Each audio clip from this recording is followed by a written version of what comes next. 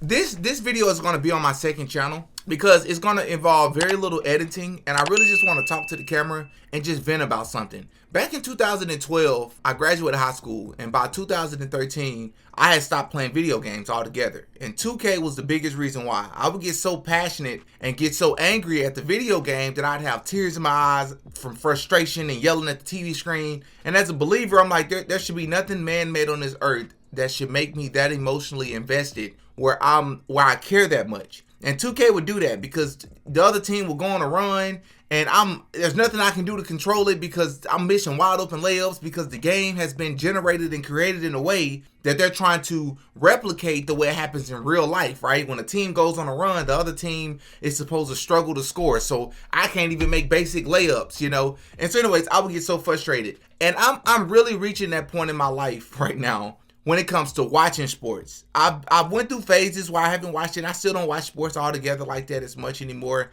I stopped watching NFL years ago, and I'm this close to being done altogether with watching the NBA. And the MVP race this year is the reason why I'm reaching that point. Because I'm not going to pretend like this year is the first year that it's ever been in question what the actual criteria is to win MVP. But I think this year is one of the most blatant years in all of my adulthood that I can remember, where it's obvious who the MVP of the league is. And we're not just talking about the best player. We can all acknowledge that Nikola Jokic is the best player in the NBA. But we're also talking about the most valuable. Let me make sure I understand something. Shai Gilgeous-Alexander, an incredible player. An incredible player. He averaging like 33 points. He got the number one lead, the number one team in the Wild Wild West, which makes it even that much more impressive. And it's not just, the number one seed, but they got a comfortable lead. And they're like the youngest team in the league, or one of the youngest, which makes it even more impressive. I'm not taking it away from what this man has accomplished. Unfortunately, you have Nikola Jokic in the league, bro. And if Nikola Jokic was having a season like last year or maybe the year before, which are still MVP seasons, obviously, because he won MVP and he came second, and many would argue that he should have won 4 by now. But that would have been an easier argument for anybody arguing for Shai. This year isn't that year. Jokic is averaging 29, 13, and 11. He's averaging a 30-point triple-double. And not only that, it's not like these sports pundits like Stephen A. and Kendrick Perkins, which seem to have the biggest thing against Jokic. It's not like they can get on national television and say, and on top of everything, Nikola Jokic and the Denver Nuggets are the 6th seed, or they're the 7th seed, or they're fighting for the 4th seed. They're the 2nd seed, bro. It's so bad that Stephen A. Smith is on national television, syndicated airways, saying things like, if SGA keeps up what he's doing, there's absolutely nothing that Jokic can do to win MVP. Excuse me?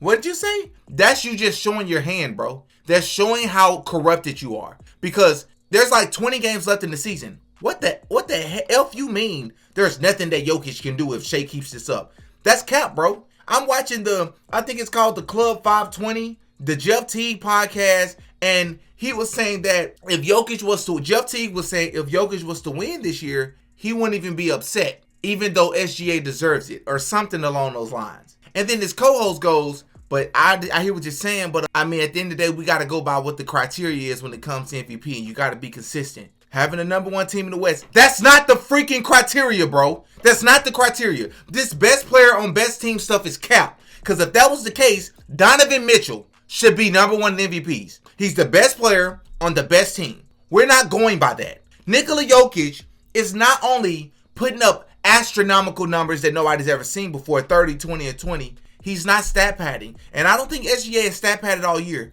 But we've all seen the clips. We've seen the clips when SGA has stayed in the game, fouled the other team, even though the Thunder are up by 12 points with 45 seconds left in the game. He fouling the other player just so they can get the ball back so he can hit the 50-piece. Now, if it was me, I would understand how tempting that would be. But that's not great sportsmanship, bro. It's not. That's not how you play sports the right way. You're rigging your numbers. You're forcing your numbers. We all know what Kendrick Perkins did a couple of years back, and many would argue Kendrick Perkins single-handedly took away what was supposed to be Nikola Jokic's third MVP. I would argue, even without Kendrick Perkins crazy narrative about how Jokic is getting all this love because he's white, and he brought the race piece into it, which was absolute insanity. Even without that, I would still say that Joel Embiid would have made a great argument to win. Did Kendrick Perkins help him? And the narrative he created, the false narrative he created,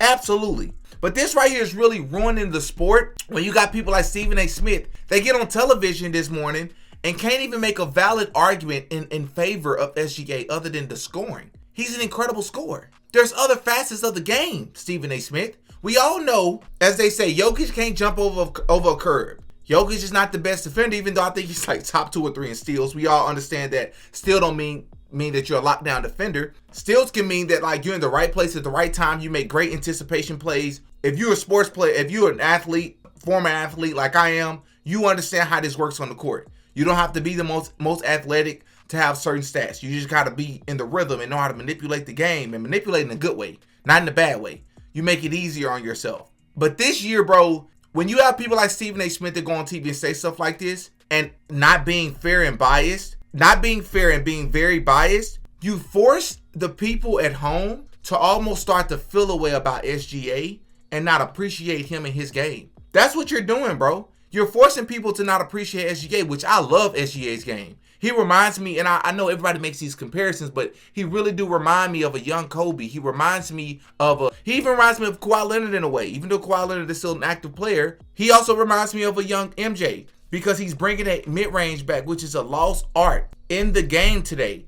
And I love it and I appreciate it. A lot of people argue that SGA wouldn't be scoring as much if he didn't get as many foul calls, which is the weirdest thing in the world to see him all of a sudden getting all these foul calls. But I saw a great breakdown, I think it's called B-Ball Breakdown on YouTube, who actually assessed, is SGA getting special treatment or is he actually being fouled? And the truth of the matter is, SGA is being fouled.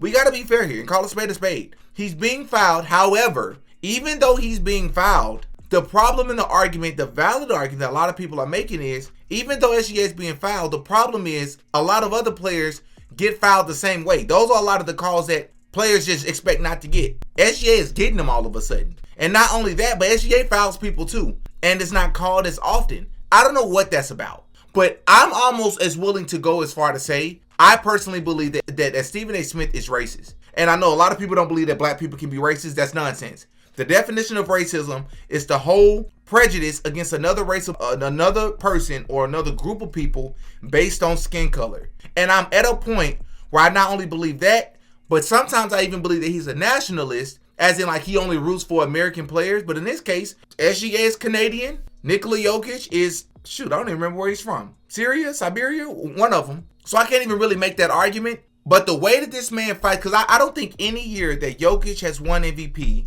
and been runner-up to win MVP, I don't think Stephen A. has ever voted for him. Make that make sense. Explain to me the reason for that. How? How, Sway? That don't make any sense, bro. I don't know, bro. To see somebody get robbed like this, it's very frustrating because Nikola Jokic presents himself as somebody who only cares about coming to work, doing his job, going home to his horses. I get it. But it's not right. And we got to call a spade, bro. And this is my backup channel. This is my second channel. But I hope this video goes viral. Because I know I'm not the only person on the internet that's saying it. But we got to stop this nonsense, bro. Nikola Jokic's coach, Mike Malone, came out and said, and I 100% agree with him. He said, do this. If Nikola Jokic had not already won 3 MVPs, arguably 4, and you took the numbers that he's putting up this year, you take his name away, you put the numbers that Shea is putting up this year. Incredible year by Shea. Incredible year. I don't want to take anything away from him. Incredible year. You take his numbers. Not only are you picking Nikola Jokic's numbers without knowing who the players are, you're taking him and you're taking them 10 times out of 10. Every time. Every single day of the week. There's more facets of the game than just scoring. There's rebounding. There's passing. There's PRE. There's efficiency. I don't know, bro. Like, I'm telling y'all, like, this is pushing me to a point where I am this close to just being done with sports altogether, bro, because we got to call a spade, bro. Like, even if you all do like a co-award or whatever it's called, where you give both of them the award, cheating that dude out of a year like this, because God forbid it happens.